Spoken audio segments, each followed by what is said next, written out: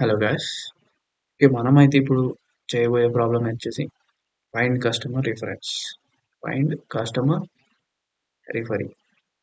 Okay, అంటే customer యొక్క referee గురించి సంథింగ్ ఏదో ప్రాబ్లం అన్నమాట. ఓకే, మనకైతే టేబుల్ వచ్చేసి కస్టమర్ అని చెప్పేసి ఇచ్చిండు. ఇది వచ్చేసి కస్టమర్ యొక్క టేబుల్. అంటే కస్టమర్ టేబుల్లో ఏమేమి ఉంటాయి? కాలం నేమ్ ఉంటుంది, టైప్ ఉంటుంది. కాలం నేమ్స్ వచ్చేసి ఐడి ఉంటుంది, అతనికి నేమ్ ఉంటుంది, ఇట్లనే ఎవరైతే రిఫర్ చేసారో రిఫర్ ఐడి. అండ్ ఇవి వచ్చేసి వాటి యొక్క టైప్స్. అంటే ఐడి అనేది ఒక ఇంటీజర్ వాల్యూ కాబట్టి ఒక ఇంటీజర్. వేర్ క్యార్ అంటే ఒక స్ట్రింగ్ టైప్ అనుకోండి.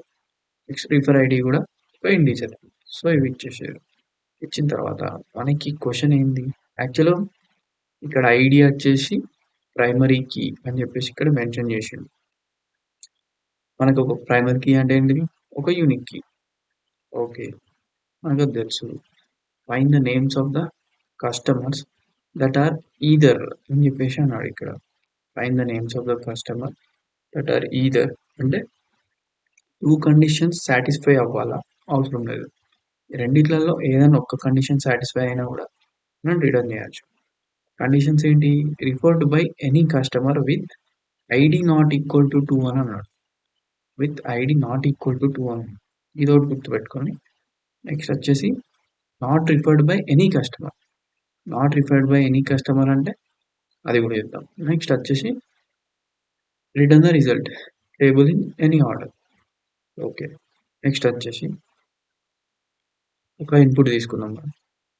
ఇన్పుట్ వచ్చేసి కస్టమర్ టేబుల్. కస్టమర్ టేబుల్ వచ్చేసి అందులో యూనిక్ వాల్యూస్ ఇవన్నీ మనకి ఐడీస్ అన్నీ ఉన్నాయి, అట్లనే నేమ్స్ ఉన్నాయి. ఇప్పుడు మనకి ఇక్కడ రిఫరీ ఐడి అయితే ఇచ్చేసాడు. ఈ రిఫరీ ఐడిలో నల్ ఇచ్చిండు అంటే ఏం వాల్యూ లేనట్టు. ఇంకో రిఫరీ ఐడి ఏమి ఇచ్చిండు? 2 ఇచ్చిండు. ఇంకొకటి ఏమి ఇచ్చిండు? 1 ఇచ్చిండు. డిఫరెంట్ చూసుకుంటే మనకి ఏం కండిషన్స్ ఇచ్చిండు?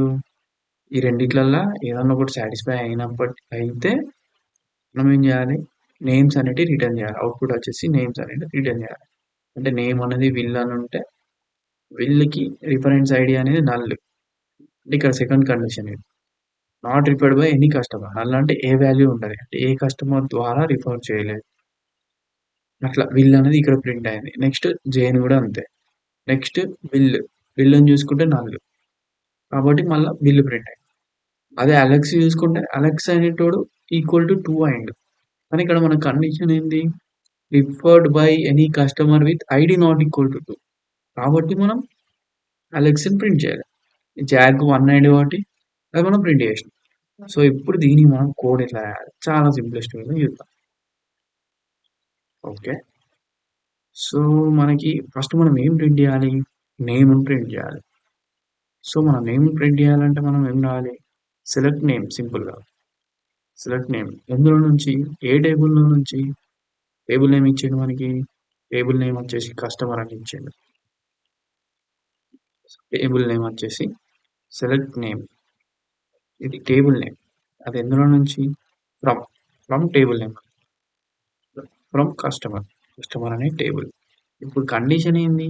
వేర్ అని పెట్టేసుకొని కండిషన్స్ ఏంటి మనకి? కండిషన్స్ వచ్చేసి ఫస్ట్ కండిషన్ వచ్చేసి రిఫరీ ఐడి. రిఫరీ ఐడి వచ్చేసి మనకి ఏమన్నాడు వాడు?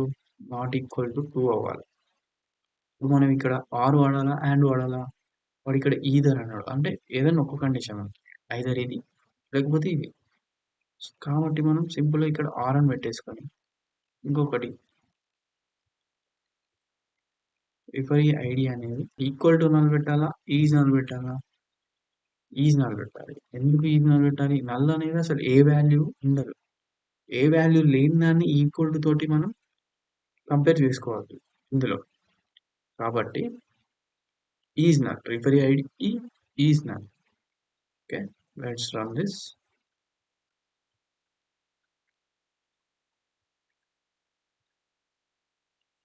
Okay, done.